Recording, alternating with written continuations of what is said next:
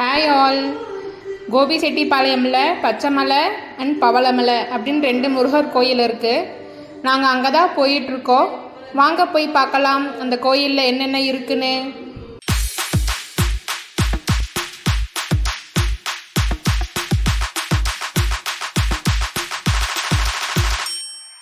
First நாங்கள் பவளமலை தான் போயிருந்தோம்.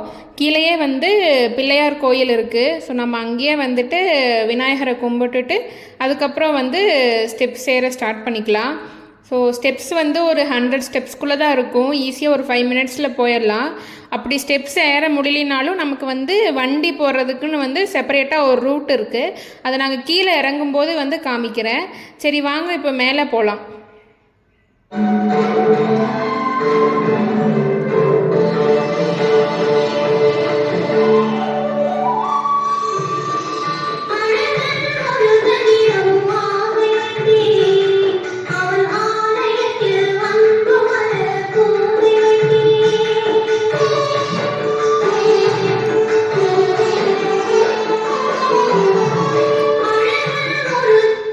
இப்போ நம்ம கோயிலோட பேக் சைடுக்கு தான் வந்திருக்கோம்.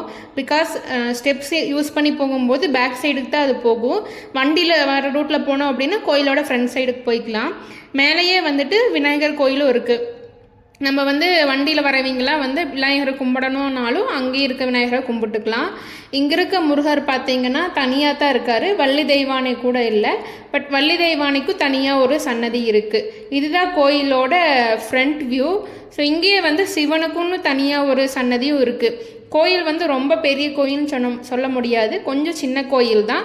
பட் சுற்றி இருக்க ஏரியா ரொம்ப அமைதியாக இருக்கங்காட்டி இந்த கோயிலுக்கு போனோம்னா ரொம்ப ப்ளசண்ட்டாக ஃபீல் ஆகுது.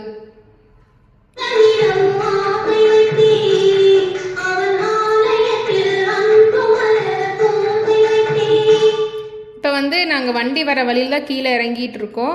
இதுதான் வண்டி வர வழி. இது ரொம்ப டிஸ்டன்ஸ்லாம் இல்லை, சீக்கிரம் மேலே வந்துடலாம். ஓகே, அப்படியே நாங்கள் பச்சைமலை போயிட்டுருக்கோம். வாங்க போகலாம். பவளமலையிலேருந்து பச்சைமலை தான் போயிட்டுருக்கோம். ரெண்டுக்கும் பெருசாக டிஸ்டன்ஸ்லாம் இல்லை. ஒரு 5 கிலோமீட்டர்ஸ்குள்ளே தான் இருக்கும். 2 கோபியில் தான் இருக்குது. அதை விடவே இது கொஞ்சம் பெரிய மலை. ஸ்டெப்ஸ் கொஞ்சம் அதிகமாக இருக்கும். அதனால் பைக்கில் போகலான்னு டிசைட் பண்ணிட்டோம். அதுக்கு முன்னாடி கீழே இருக்க விநாயகரை கும்பிட்டுட்டு தான் மேலே போனோம்.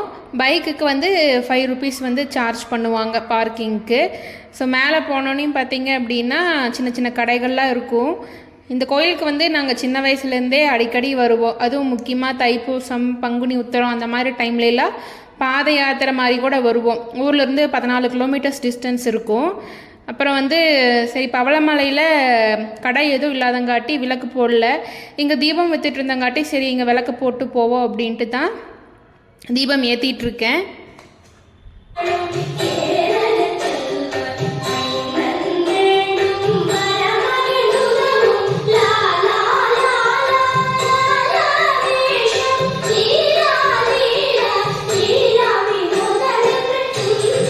இப்போ கோயிலுக்குள்ளே வந்தாச்சு.